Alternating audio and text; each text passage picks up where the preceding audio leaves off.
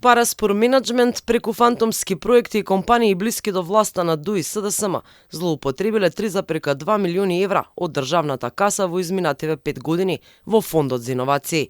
Новото раководство на фондот обвини дека 60 компании од градежништвото, информатиката, дигитализацијата, како и уште 50 приватни здравствени установи цицале државен буџет преку проекти без да исполнат критериуми, и тоа за време на ковид пандемијата. Незаконски си носеле правилници и делеле пари на луѓе блиски до власта. Има индиција дека во минатото некои одлуки може би биле донесени врз основа на политички договори, а не во согласно со законските процедури, што дополнително ќе биде предмет на истражување. Нашата главна цел е да обезбедиме дека сите процедури и правилници на фондот се во согласно со законот и дека средствата се користат соодветно и транспарентно.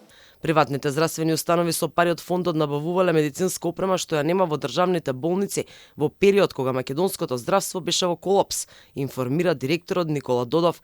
Тој засега не открива детали околу злоупотребата на компаниите, бидејќи ревизијата и истрагата се уште се во тек, најави присилни наплати и кривични за компаниите, но и за претходното раководство. Истрагата ќе се отвори, имаме и други индиции што можеби ќе излезат во текот на истрагата кога ќе отидеме во јавното обвинителство.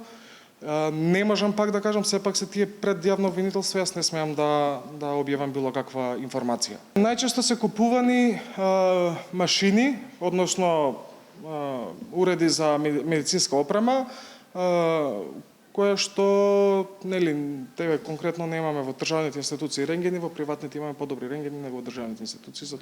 Два града од цела Македонија биле најиновативни, односно исцицале најмногу пари. Од 110 компании опфатени со ревизијата за кои што постои сомнеш за финансиски злоупотреби, 40 завршиле таму.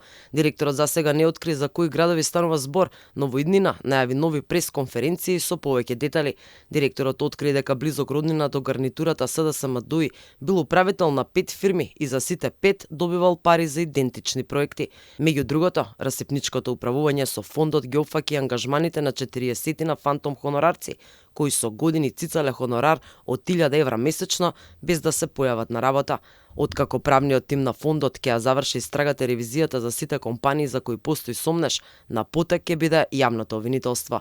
Криминалното и недомаќинско работење во фондот не се огледува само во делењето на пари за сомнителни фирми и проекти, туку и во тоа што не се правеле ревизии, не се наплаќал дел од добивката што ја остварувале фирмите, како што налагаат договорите. За неколку месеци новото раководство успеало да наплати 600.000 евра за останат долг.